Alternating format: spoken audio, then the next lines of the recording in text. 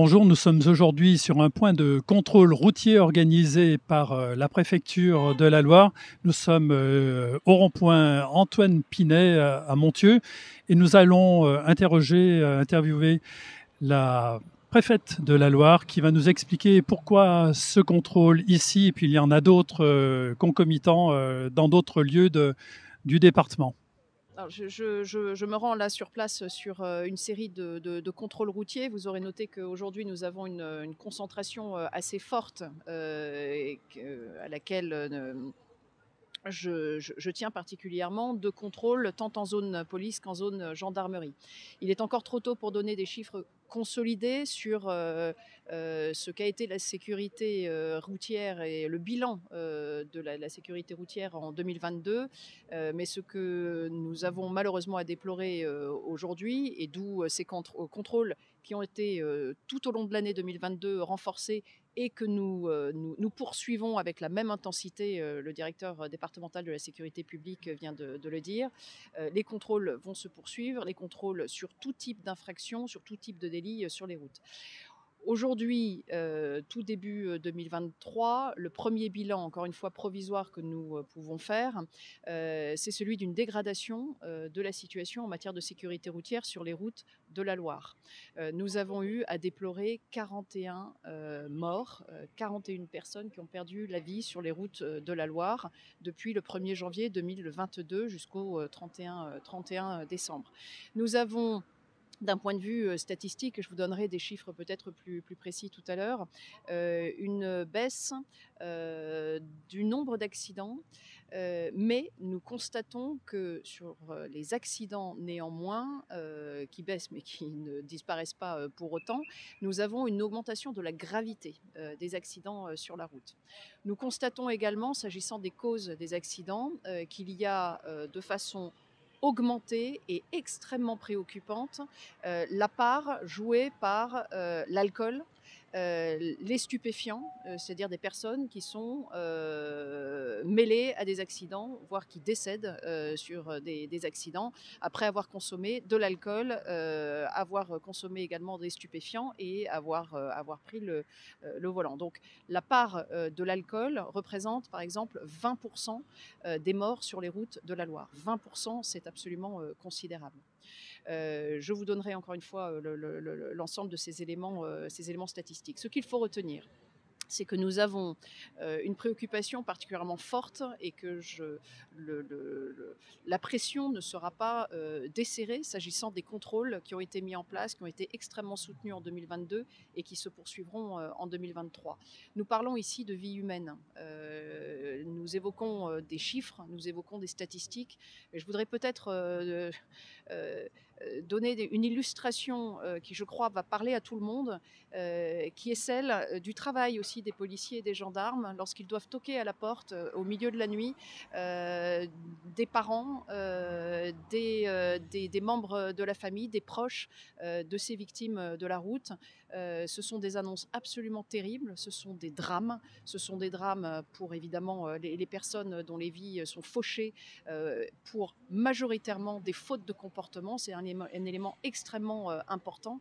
La plupart de ces accidents mortels, sont des accidents qui auraient pu être évités et qui traduisent, toutes les enquêtes ne sont pas tout à fait abouties sur 2022, mais de façon très large, qui traduisent des fautes de comportement, parfois isolées, parfois multiples. Je reprends l'exemple de ces causes de mortalité qui reviennent de façon récurrente, la part très importante de l'alcool et des personnes sous l'empire d'un état alcoolique et qui prennent le volant, et c'est totalement irresponsable. Ils mettent leur vie en danger, ils mettent la vie de tous les autres usagers de la route en danger. Et le fait qu'ils représentent 20% des morts sur la route de la Loire est bien le signe qu'il y a encore beaucoup de travail à faire pour responsabiliser, sensibiliser et continuer inlassablement, à la fois par les actions répressives, mais aussi par les actions de prévention, redire le danger que représente l'alcool et bien évidemment aussi redire le danger que représente la consommation de stupéfiants quand on prend le volant, indépendamment du fait que, s'agissant des stupéfiants, nous sommes également sur des consommations illicites. Voilà ce que je voulais vous dire. Nous avons aussi un grand nombre d'accidents, c'est quelque chose d'assez je dirais habituel, tout accident confondu, que ce soit des accidents corporels euh, ou matériels, un grand nombre d'accidents donc, qui ont des causes multiples, hein, c'est-à-dire par définition plusieurs motifs. Je constate une nouvelle fois que les fautes de comportement sont majoritaires dans l'ensemble des accidents qui ont pu être générés, qui ont pu avoir lieu sur les routes de la Loire. Et évidemment, mais c'est souvent effectivement un de ces facteurs multiples, vous avez l'excès de vitesse qui peut être effectivement combiné avec une consommation d'alcool, voire de stupéfiants, voire les deux dans certains cas très, très extrêmes. Et l'excès de vitesse, c'est tout simplement la perte de contrôle garantie.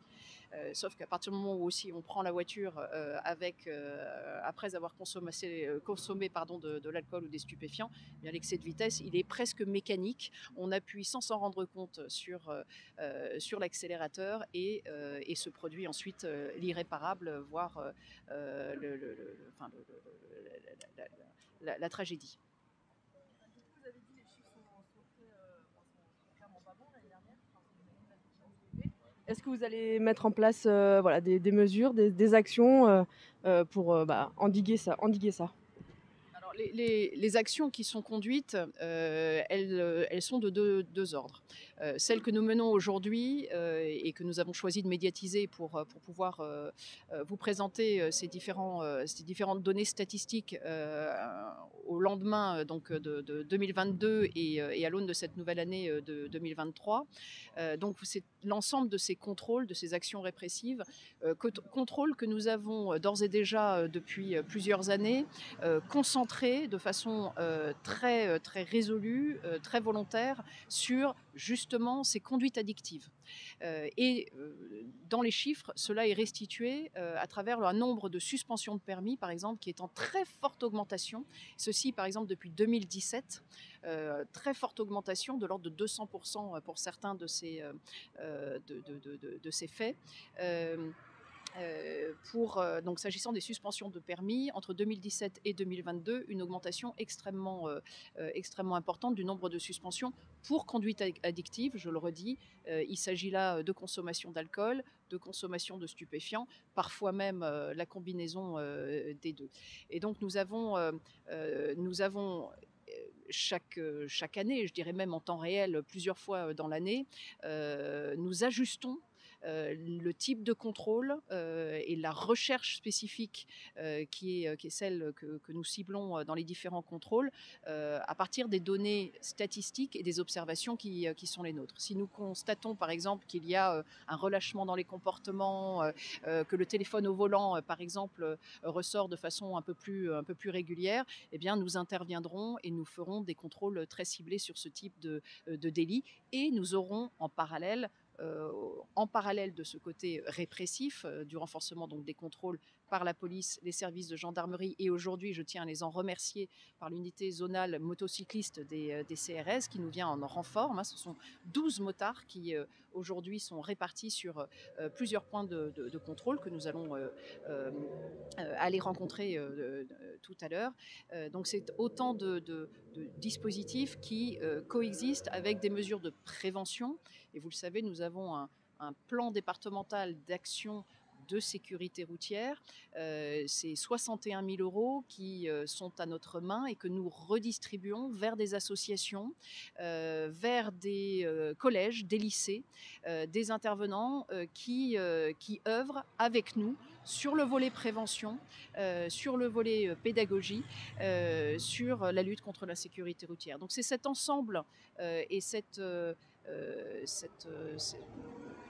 coexistence de deux mesures de nature très très différente, mais qui doivent néanmoins être poursuivies simultanément. Le volet prévention, avec notamment les financements source État du PDASR et les contrôles routiers sur lesquels nous sommes par exemple aujourd'hui.